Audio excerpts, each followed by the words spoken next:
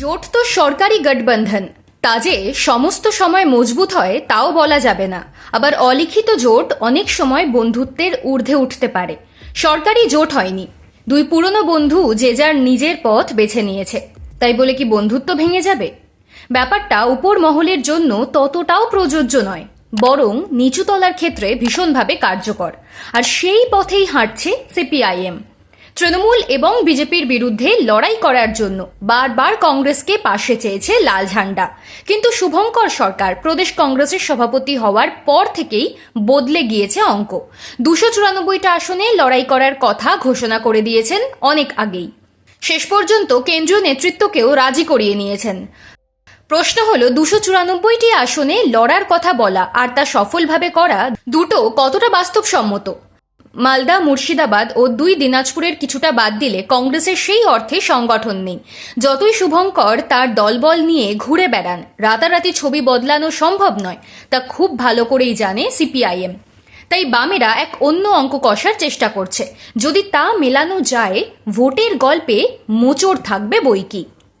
মালদা, মুর্শিদাবাদ সহ বেশ কিছু জায়গা বাদ দিলে কংগ্রেসের কর্মী সমর্থকদের সংখ্যা খুব বেশি নয়, আবার একেবারে ফেলে দেওয়ার মতোও নয়। তাঁরা কাকে ভোট দিতে পারেন? সিপিআইএমকে সরানোর জন্য একসময় যেমন তৃণমূলে পড়েছিল সমস্ত ভোট, তৃণমূল বিরোধী হাওয়া তুলে সেই ভোটকে ধরতে চাইছে বিজেপি। বামেরা সেই ভোটকেই টার্গেট করতে চাইছে। যেখানে কংগ্রেসের জেতার সম্ভাবনা নেই, সেখানে তাদের নিচুতলার সমর্থকদের সমর্থন যাতে জোটানো যায়, সেই প্রচার শুরু করে দিয়েছে সিপিআইএম। তৃণমূল যদি কোনো অঞ্চলে 30% ভোট পেতে পারে, বিজেপি 20 থেকে 25% পেতে পারে, সেখানে বামেদের কিছু পকেট থাকবে। তার বাইরেও পড়ে থাকা ভোটকে যদি বাম বাক্সে সুইং করানো যায়, খেলা ঘোরানোর সম্ভাবনা থাকবে। সম্ভাবনার সেই উৎসমুখী খুলতে চাইছে আলিমুদ্দিন।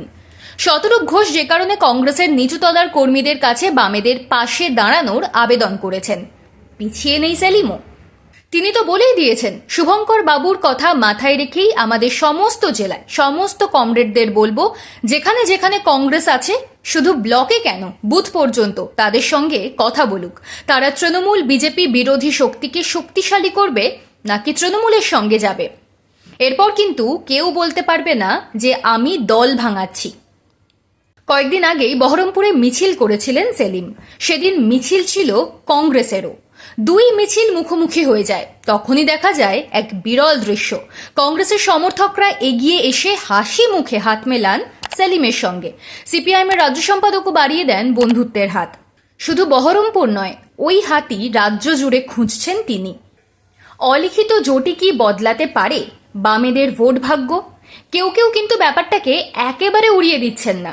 বামেরা সেখানে সেখানে কংগ্রেসের সমর্থক বা ভোটারদের কাছে পৌঁছতে চাইছেন যেখানে কংগ্রেসের শক্তি নেই। যদি সেই বাড়তি ভোটকে জড়ো করা যায়, খেলা ঘুরে যাবে না কে বলতে পারে?